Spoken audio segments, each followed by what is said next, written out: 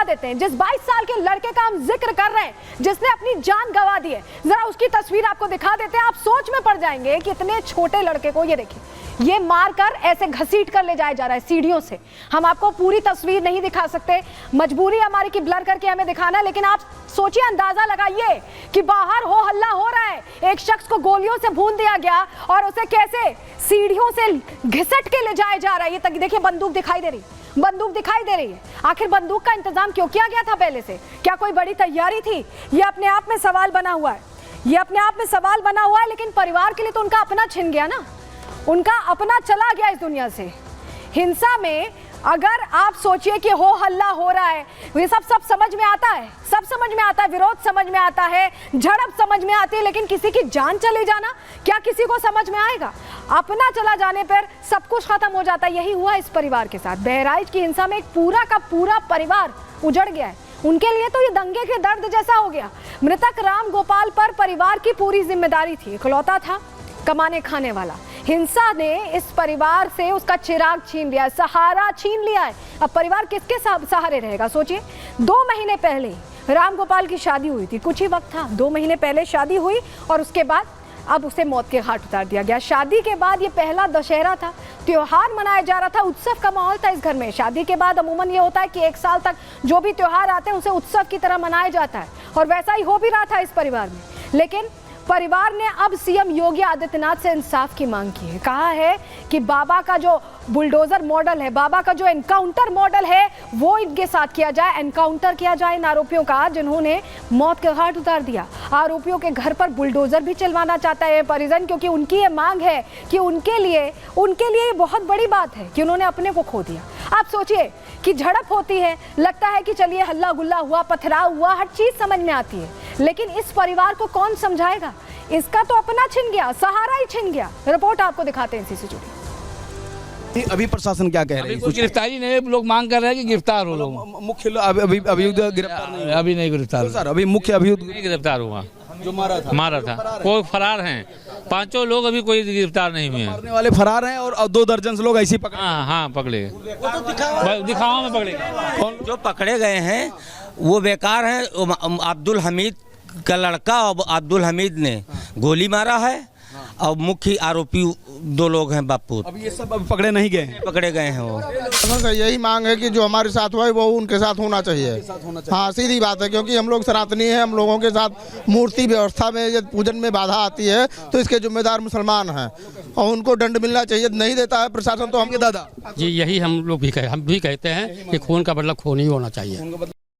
सुना आपने लोगों का कहना है कि दंड मिलना चाहिए। उनके मन में ये है कि आखिर ये जो नुकसान हुआ है इसकी भरपाई कौन करेगा? चलिए, गाड़ियां आ जाएंगी, दुकानें बन जाएंगी, मकान बन जाएंगे, सड़कें भी बन जाएंगी, जो नुकसान हुआ है सब ठीक हो जाएगा, लेकिन इस परिवार के लिए अब कभी कुछ ठीक नहीं हो पाएगा। रिपोर्ट देखिए।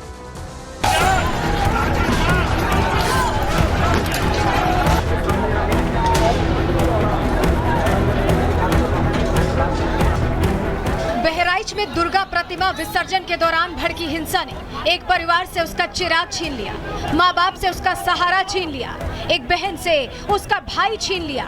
उस लड़की की आंखों के आंसू सूख गए हैं जो महज 2 महीने पहले राम गोपाल से शादी कर इस घर में आई। सबकी जुबान पर अगर कुछ है तो सिर्फ एक ही बात, बदला। वो भी ऐसा कि दोबारा कोई ऐसा करने की जरूरत ना कर सके। हमका खून हमका देवा है, खून ले। अब हम कुछ ना हम चाहिए थे। हाँ, खून बदले खून। बहराइच की हिंसा ने राम गोपाल के परिवार को वो दर्द दिया है जिसकी भरपाई कभी नहीं हो सकती। ये दर्द हमेशा इनके सीने पर बोझ बनकर कचोटता रहेगा। उस माँ का दर्द समझिए जिसने अपने जवान बेटे को खो दिया है। अब बस उसकी हसरत एक ही है कि उसके बेटे को ऐसी विदाई दी जाए जिसे सारा जमाना याद रखे। चंद्रशेखर आजाद की तरह बेटा हमारा लड़ते हुए चला गया। चंद्रशेखर आजाद की तरह तिरंगे में लपेटा जाए उसको। राम गोपाल को अंतिम विदाई दे दी गई है।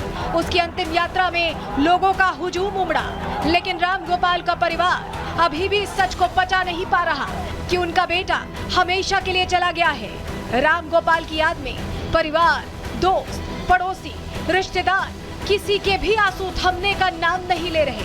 ऐसे में अब सबकी निगाहें मुख्यमंत्री योगी आदित्यनाथ के इंसाफ पर टिकी हुई हैं।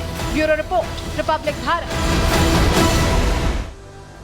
तस्वीरें देखी आपने और इसीलिए हम पूछ रहे हैं कि आखिर निशाने पर हिंदू त्योहार सनातन के पर्व ही क्यों हैं? ये सवाल बना हुआ है। क्यों हम ऐसा कह रहे हैं? चलिए जल्दी से जानकारी हम आपके सामने रख देते हैं, क्योंकि बहराइच हिंसा को लेकर कई प्रश्न खड़े होते हैं।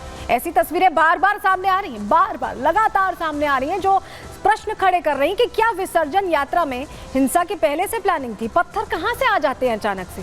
सारी चीजें, सारी व्यवस्था। आप सोचिए कि मौत की घाट उतारने के लिए रिवॉल्वर भी तो आई होगी। छतों पर क्या पहले से पत्थर इकट्ठा करके रखे गए थे? क्या पहले से ही तैयारी थी कि यात्रा इस रूट से गुजरेगी और पत्थरबाजी की जाएगी? हिंसा के दौरान हथियार आए तभी तो एक शख्स को मौत के घाट उतार दिया गया। राम गोपाल मिश्रा की जान यूं ही तो नहीं गई है, पहले से ही तैयारी थी। क्या पहले से ही बंदूकें लाकर रखी गई? क्या हिंसा की साजिश प्रशासन भाप नहीं पाया?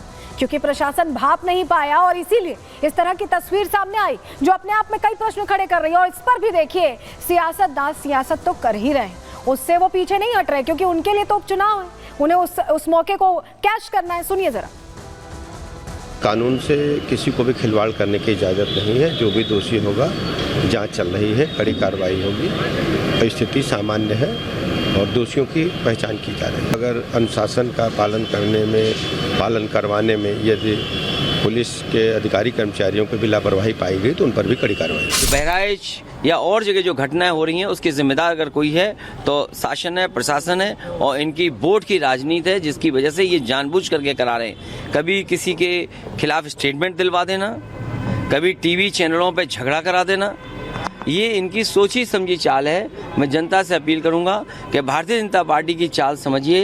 ये नफरत या झगड़ा करा के ही समाज को बांट करके अपने राजनीतिक लाभ लेना चाहते हैं। प्रदेश के मुख्यमंत्री जी ने बहुत कड़ाई के साथ कहा है कि जिन लोगों ने भी माहौल बिगाड़ने की कोशिश की उन्हें बख्शा नहीं जाएगा। मगर एक बात और गंभीरता से सोचिए कि ये किसकी ताकत बढ़ गई है जो पिछले कुछ समय से इस ढंग की घटनाएं देश में बढ़ गई। देश के बहराइच में दुर्गा विसर्जन के पावन जुलूस पर जिहादियों के द्वारा जिस प्रकार से हमला किया गया और जुलूस में शामिल एक व्यक्ति को पकड़कर मस्जिद में खींचा गया और उसको यातना दे देकर मार दिया गया और बाद में गोली भी मार दी, बहुत दुर्भाग्यपूर्ण है।